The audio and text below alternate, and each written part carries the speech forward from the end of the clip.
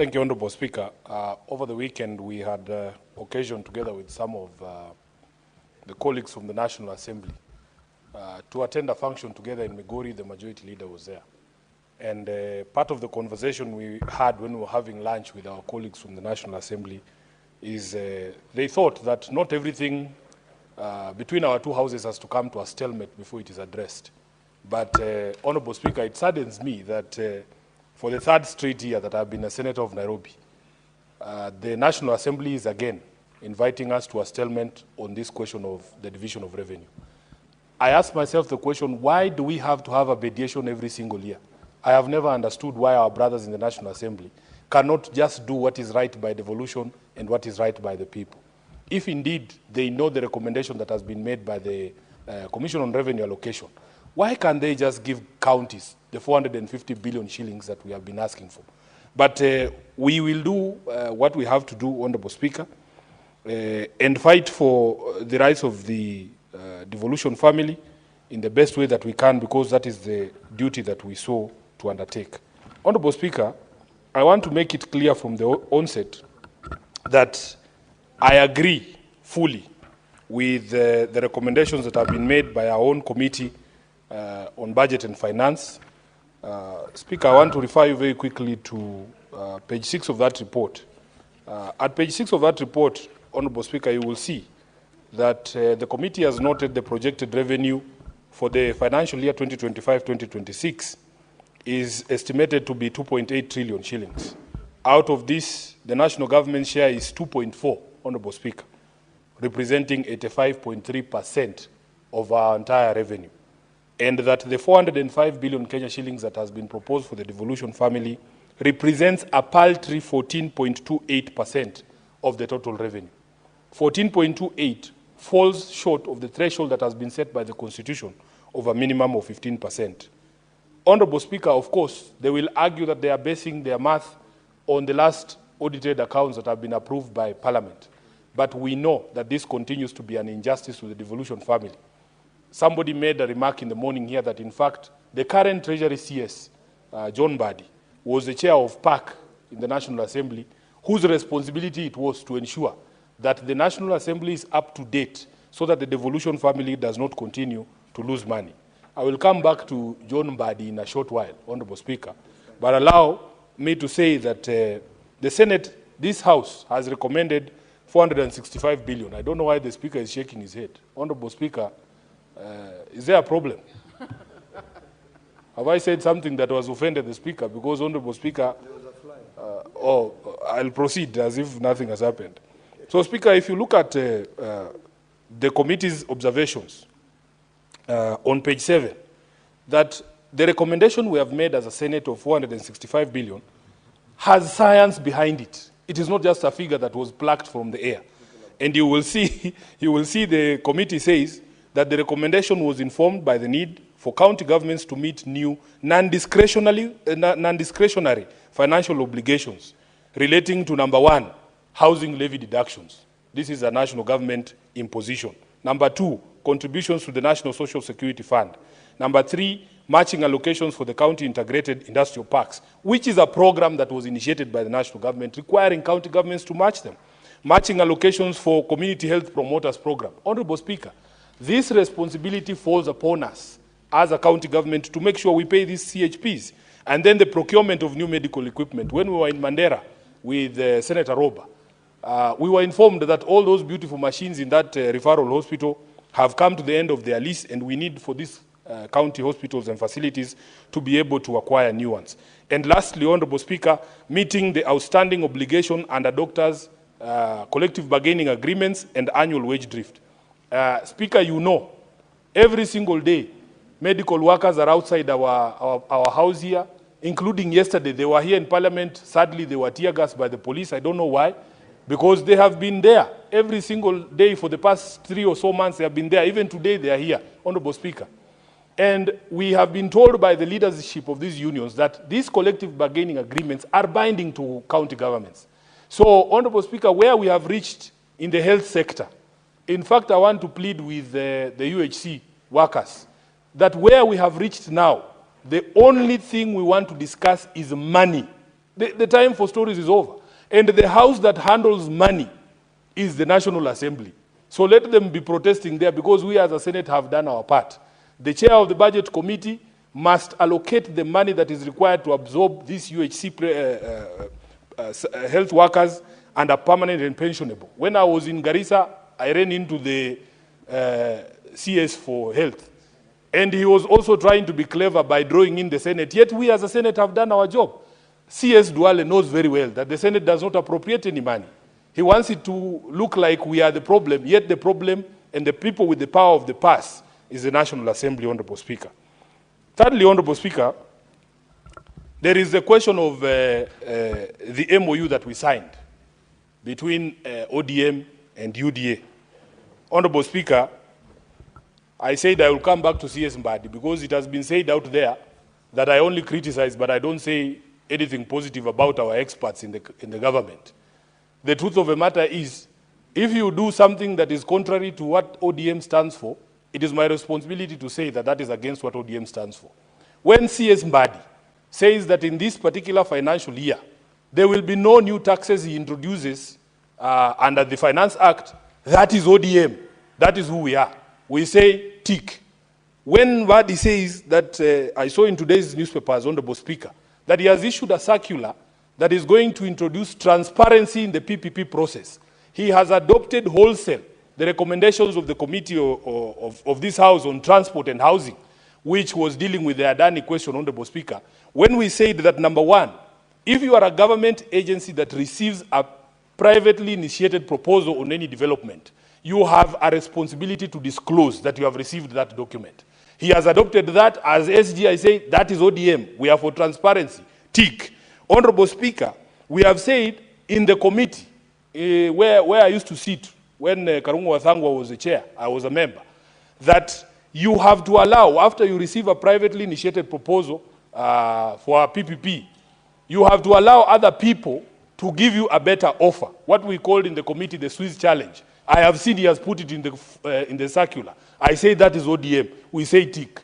But this one here, where he's proposing 405 billion Kenya shillings, it is my responsibility to say to the CS for Treasury, that is not what ODM has agreed with UDA. We agreed in the MOU, and I carry this MOU everywhere I go because I encounter ignorance at all levels, Honorable Speaker.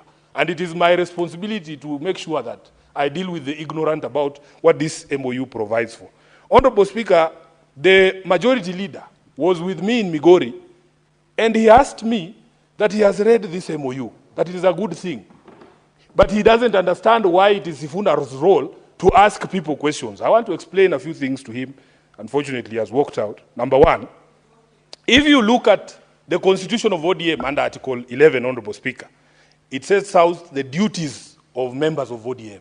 Number one, Honorable Speaker, it is our duty as members of a party to understand the programs and the things that the party gets itself into. Once you have understood, it is a responsibility stated in the Constitution to explain what the party is doing. It is my responsibility to explain what we are doing with UDA. And finally, Honorable Speaker, under Article 11, we have a duty to combat propaganda that is detrimental to the interests of ODM. Combat is the word that is used by the Constitution. When you combat, you are not required to be nice. Although my party leader has asked me to reduce the number of papers that I put in the soup. Honorable Speaker, combat means you take it head on, propaganda that is detrimental to the interests of a party. Such propaganda as to what the provisions of this document are. Lastly, Honorable Speaker, Article 20 of the Constitution of ODM says that the Secretary General of ODM is the depository and custodian. Just a minute, let me make my point. Is the custodian of all documents, including all agreements that the party signs. Just a minute, Senator Sifuna. What is out of order?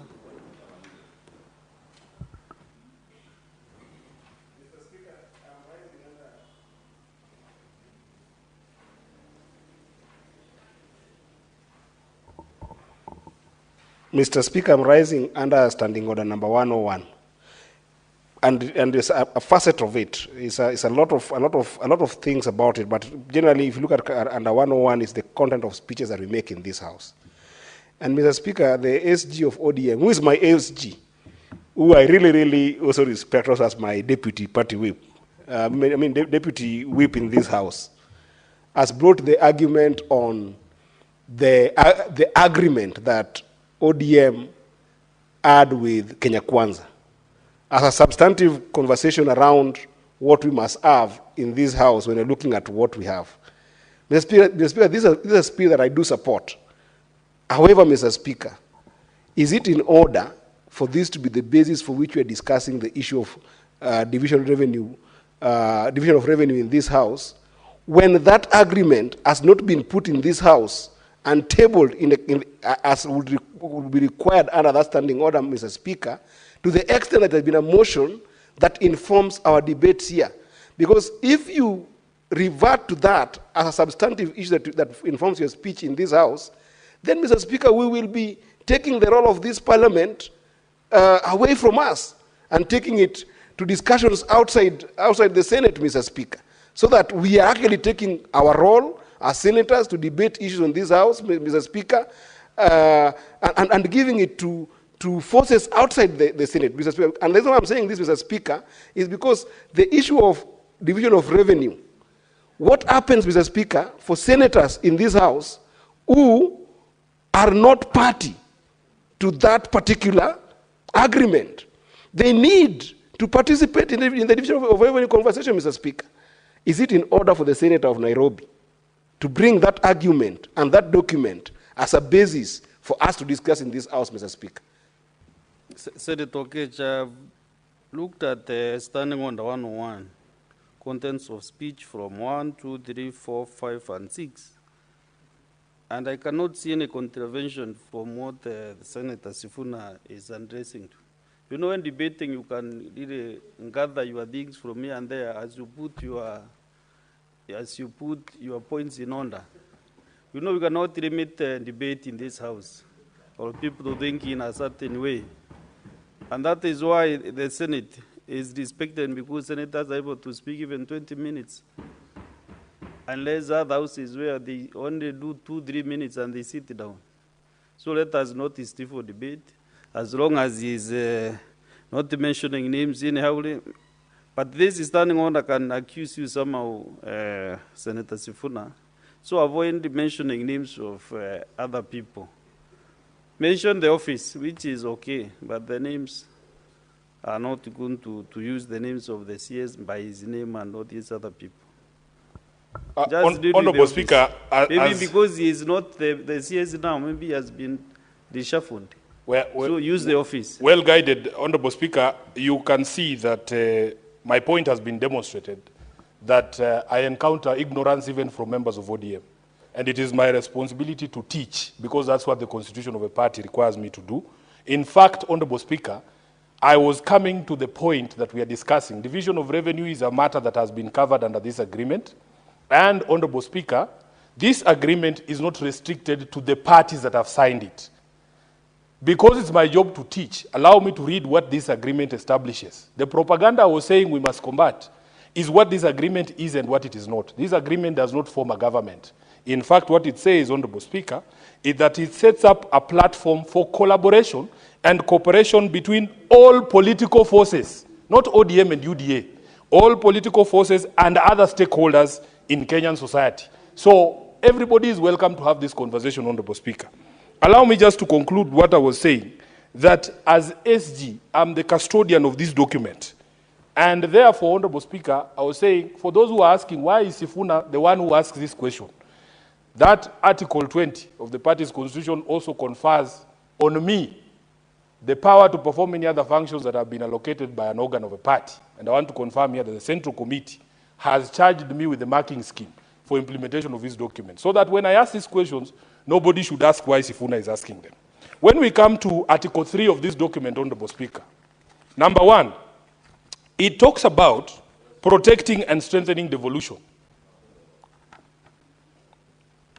Honorable Speaker, please allow me to debate without all these interruptions. I don't know who I have offended.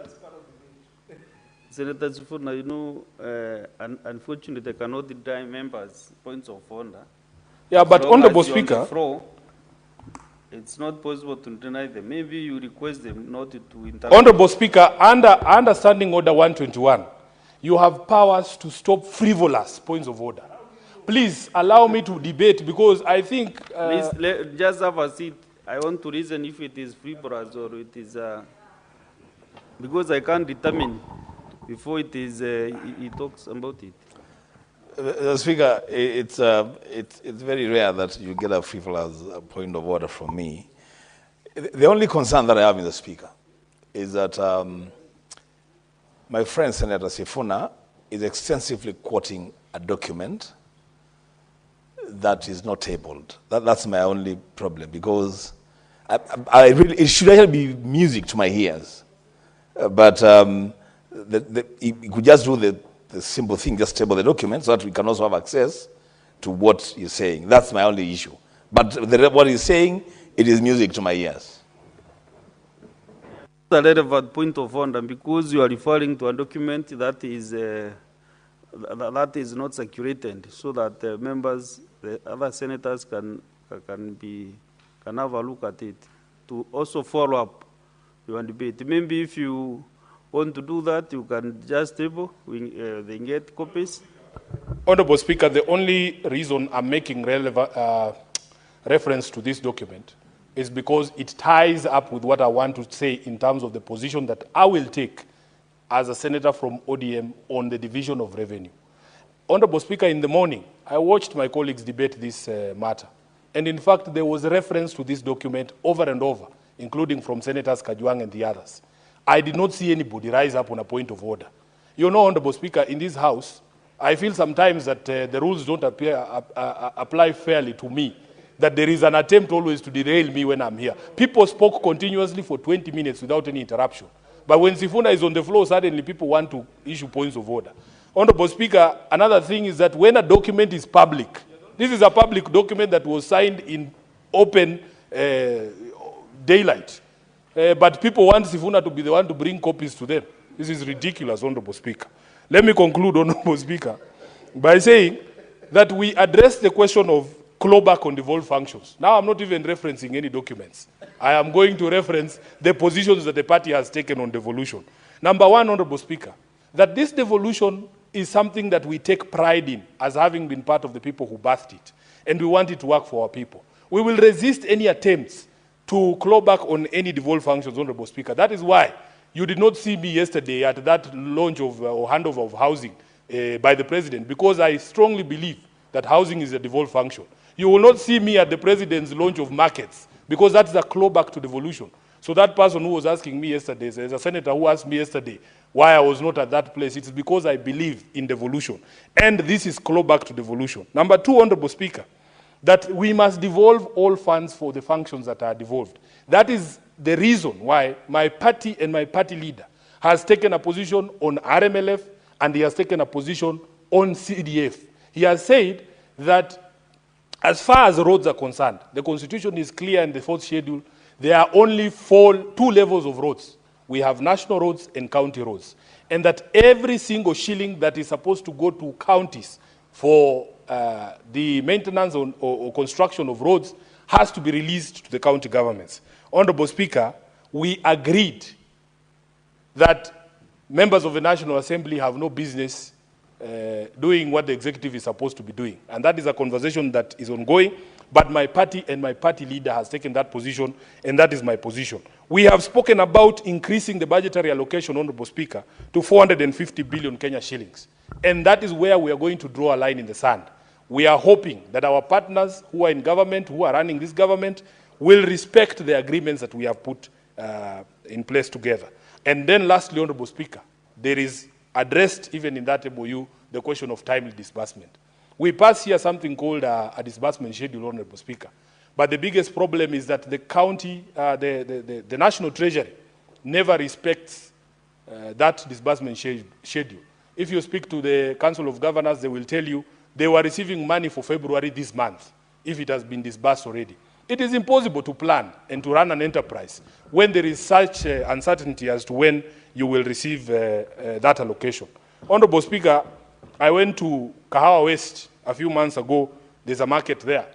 the most troubling thing for the traders was that although they pay market levies to the county government had allowed the construction of those modern kiosks at the entrance of the market, so that every customer who comes to the market has no business or interest going into the market.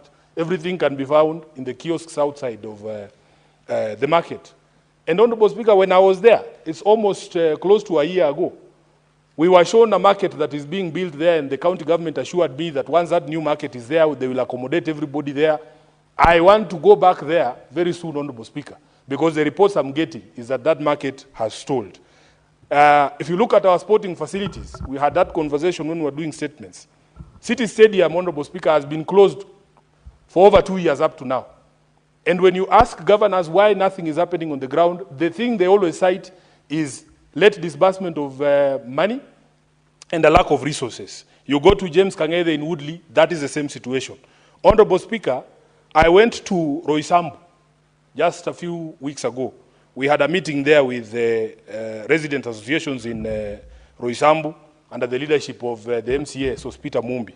Honorable Speaker, would you believe it? There is not a single public ECD school in Roysambu ward. Number two, there are no playgrounds in Roysambu, Honorable Speaker, and the spaces that have been designated for playgrounds have been grabbed. If you go to Marurui Health Center and you look at the situation of that place, Honorable Speaker, it is despicable. First of all, construction has never been completed. Number two, there was supposed to be a fence that is built because you can imagine, Honorable Speaker, it is a maternity and it is so close to the road that people can actually hear and see our mothers when they are giving birth, something that is the indignity that we spoke about. I say the governor promised a city of order and dignity. You should go to Marurui when it rains, Honorable Speaker. You will be embarrassed to be in the city of Nairobi. I had another meeting recently with MCA Ndungu from Kiamaiko. He tells me there is no single capital project that is being undertaken in Kiamaiko ward, Honorable Speaker.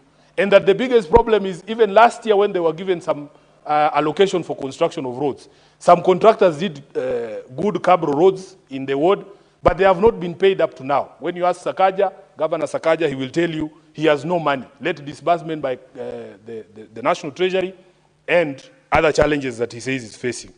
I had a meeting with Karis, who is our MCA, Honorable Speaker, from Ruai.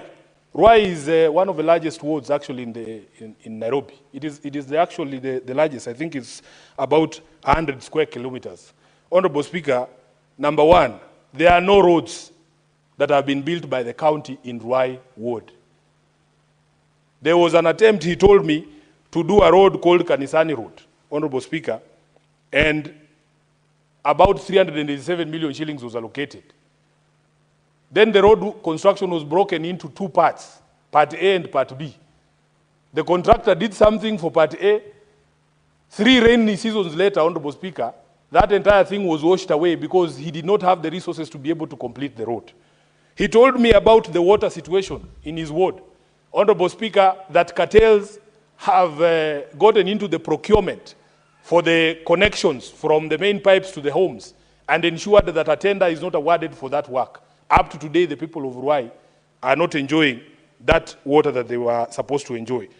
I was shocked, Honorable Speaker, that the situation in his ward is so bad that private people have decided to fund county services, that they will ask for the county to give them a tipper, a lorry, or those machines that grade roads. They will fuel it themselves. Honorable Speaker, are we really in a situation where private money now has to be sourced for us to be able to undertake services for our people? It is such a shame, Honorable Speaker. And these are the reasons why I want to say, Honorable Speaker, I agree 100% with our Committee on Finance and Budget, who have proposed 465. For me, the line will be drawn in the sand at 450, personally, because of the position that has been taken by my party. Honorable Speaker, therefore, we will not support any attempts to claw back at devolution, and we want to say that the CS for Treasury must make sure that there is observance of the disbursement schedule so that county governors can also plan. Lastly, Honorable Speaker, allow me to say something that arose in the course of the debate in the morning. Honorable Speaker, as a Kenyan leader, I know that we leaders have a responsibility to Kenyans and no other person. I was deeply embarrassed, Honorable Speaker, that at a time when people are being deported from our neighboring country, and if you look at my passport, Honorable Speaker, I have the blue passport. It says East Africa Community. When I was a member of the Law Society of Kenya, Honorable Speaker, at the council, we used to do something called, push for something called cross-border practice. There are lawyers who are qualified from the University of Dar es Salaam, Tanzanians, who practice law in our Kenyan courts. There are students at the Kenya School of Law from Tanzania and from Uganda. I know lawyers who went to Kampala International University and Makerere, who qualified there, and they have come to the Kenya School of Law. They are practicing law in Kenya. So therefore, Honorable Speaker, for us to have a situation where people cannot be allowed to move freely in the community is something that we must call out. Honorable Speaker, I have heard people trying to justify, saying, oh, these are activists. Activism in itself, Honorable Speaker, is not a crime. I know Tanzanian law, there's no law that says activism is a crime, Honorable Speaker. So for me, I was deeply embarrassed to see our Foreign Affairs Minister, who should be our foremost defender, adopt a very nonchalant, a very laid-back, a very lazy attitude yesterday on Citizen, Honorable Speaker, that he has not even summoned the Tanzanian ambassador to ask him what was the reason why these brothers of ours were expelled. As we speak, there are Kenyans whose whereabouts are still unknown. Just show some concern for your countrymen. That is the job that you are given to do, Honorable Speaker. So I was a bit disappointed. And we need to, as a community of nations in East Africa, we must, Honorable Speaker, call out dictatorial tendencies whenever they emerge, because we are all brothers. If you ask Senator Eddie at his border in Isebania, people trade and cross over freely. We are brothers and sisters, and we cannot allow a situation where we have Kenyans being deported. At least when I was deported from Angola, I took it in stride. By the way, nobody in government bothered, Honorable Speaker. But I was okay, because me, I can take care of myself. Plus, Angola is far away. We don't share any borders. I don't think I know any Kenyan who's married to an Angolan. It was okay. But Tanzania are our brothers and sisters. And we must, Honorable Speaker, stand up for every Kenyan. This is the reason why, Honorable Speaker, when people start conversations about patriotism, it is very difficult to love a country that does not care about you. That I know that if I am in a quandary somewhere outside Kenya, the Kenyan government, or at least the CS for Foreign Affairs, will not care what happens to Sifuna. Honorable Speaker, it breaks my heart. If I was stuck in southern Lebanon when the war began, would this government really come for me? That is the question I ask myself. We are on our own. Then when we complain, people say, oh, you don't love your country. Love, Honorable Speaker, is reciprocal. You love me, I love you. I thank you, Honorable Speaker. Senator Wambueno.